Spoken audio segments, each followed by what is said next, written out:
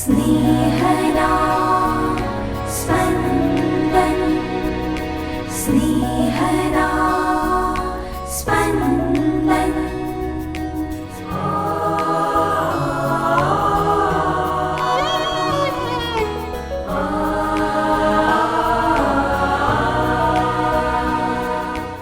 સામાન્ય કાળના 21મા અઠવાડિયાનો શનિવાર.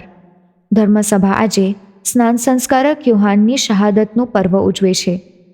સ્નાન સંસ્કારક યોહાન ઈશ્વરને વફાદાર રહી જાનના જોખમે સત્ય સંભળાવી બળિયા સાથે બાથ ભીડવા તૈયાર છે.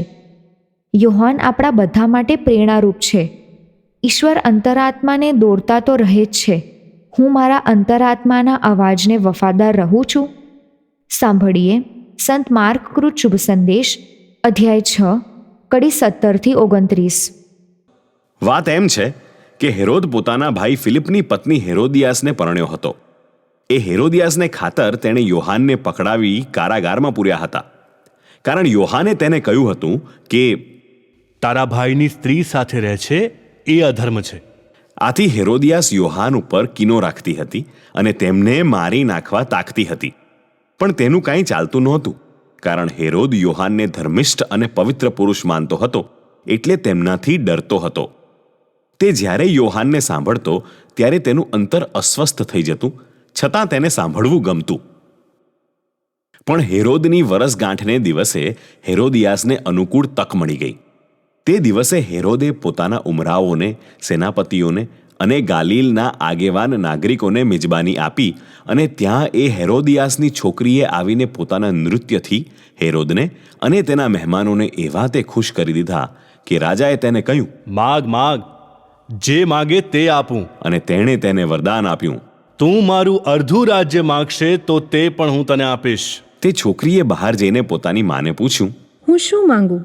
માએ કહ્યું, સ્નાન સંસ્કારક યોહાનનું માથું. એટલે છોકરીએ તાબડતોબ રાજા પાસે આવીને માંગણી કરી, મને અબ ઘડી સ્નાન સંસ્કારક યોહાનનું માથું થાળીમાં મૂકીને આપો, એટલી મારી માંગણી છે.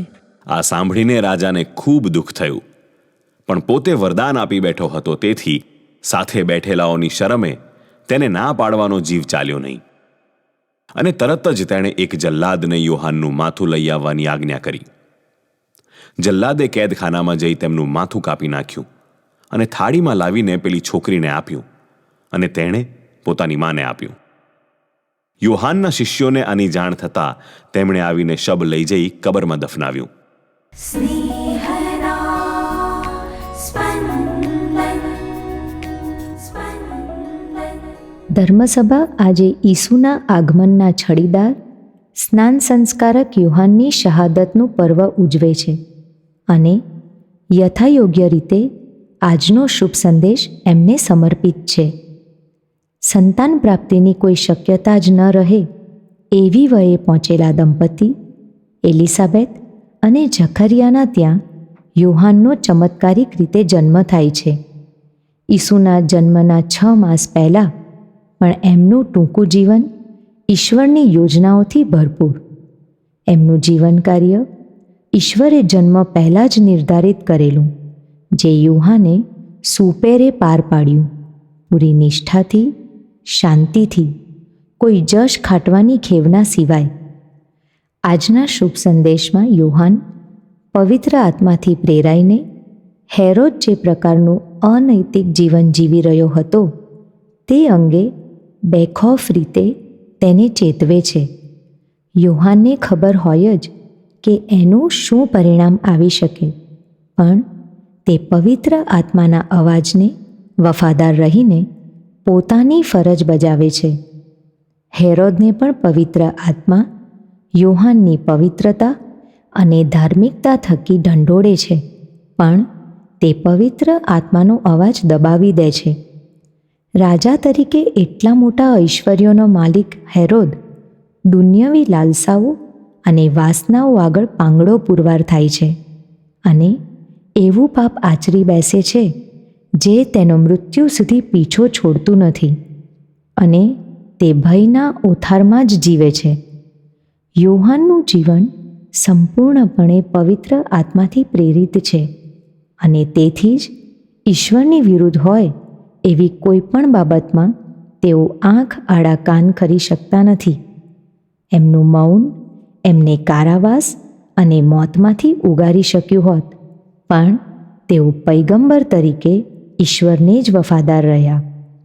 જૂના કરારમાં નાથાને પણ દાવીદના પાપ સામે જ્યારે બધા ચૂપ હતા ત્યારે આમ જ કર્યું હતું. દાવીદ ઈશ્વરે પસંદ કરેલ રાજા હતો, પણ માનવીય નબળાઈને કારણે લપસી પડ્યો.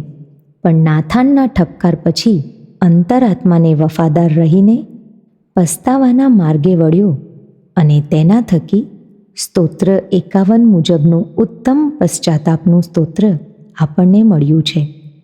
યોહાનને જૂના કરારના છેલ્લા અને મહાન પૈગંબર ગણાય છે, કારણ કે તે જૂના અને નવા કરારના ઉંમરે ઊભા હતા. યોહાનના જીવનની સૌથી હૃદયસ્પર્શી બાબત છે એમની વિનમ્રતા.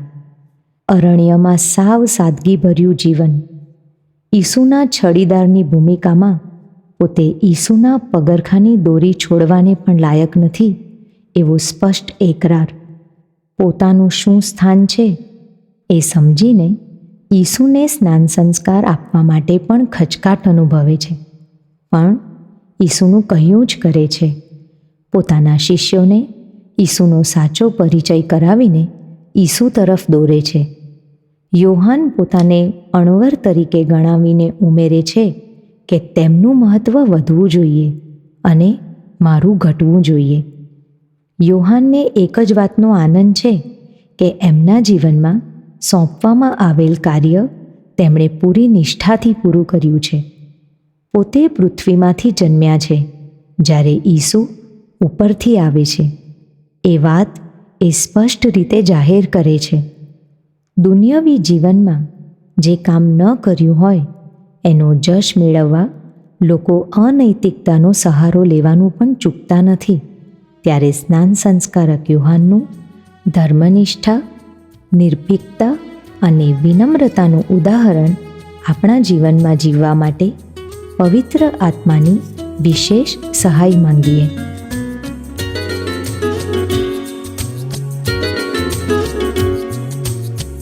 કેવો રે બડભાગી, કેવો રે બડભાગી, હું તો કેવો રે બડભાગી, કેવો રે બડભાગી, હું તો કેવો રે બડભાગી. મારે આંગણે આવી ઊભો, મારે આંગણે આવી ઊભો મારો જીવન સાથી. કેવો રે બડભાગી, હું તો કેવો રે બડભાગી.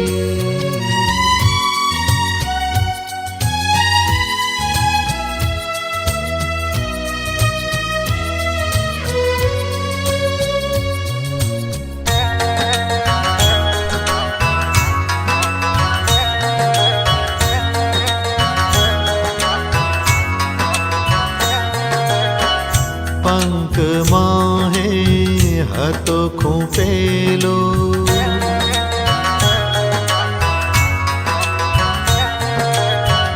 પંક માહે હતો ખૂંપેલો, પંથ ન કોઈ દિશે,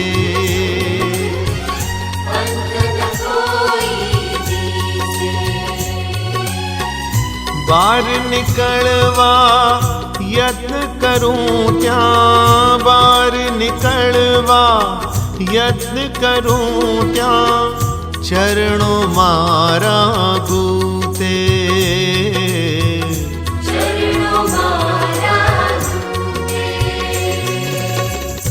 ઉચકી લીધો એણે મુજને, ઉચકી લીધો એણે મુજને, પુરમાં દીધો સ્થાપી.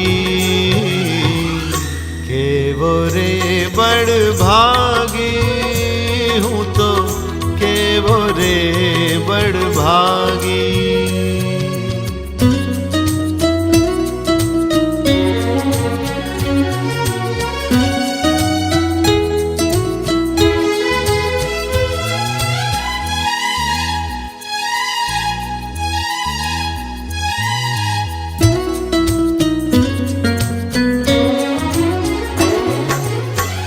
तृष्णा केरा गगने विहरूं,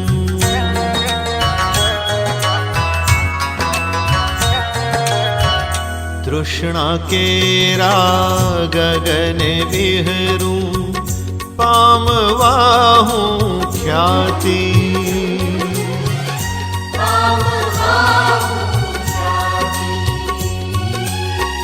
भीतर मां जले नानी अमथी, भीतर मां जले नानी अमथी, तेनी प्रेमल ज्योति।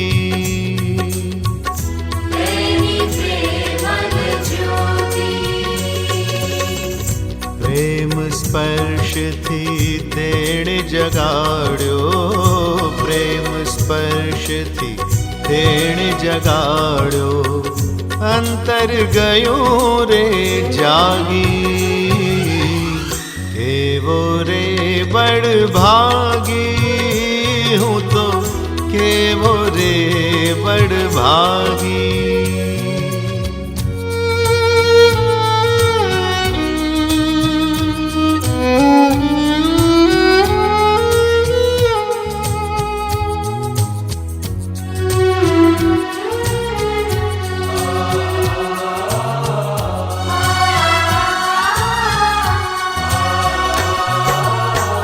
लयो वारणा स्वागत करूं,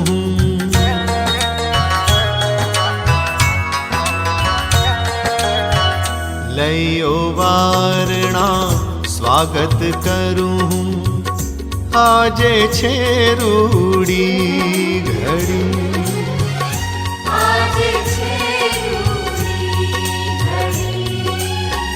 पल पल ना गान जगाऊं, पल पल ना गान जगाऊं, बस हवे हूँ लड़ी लड़ी।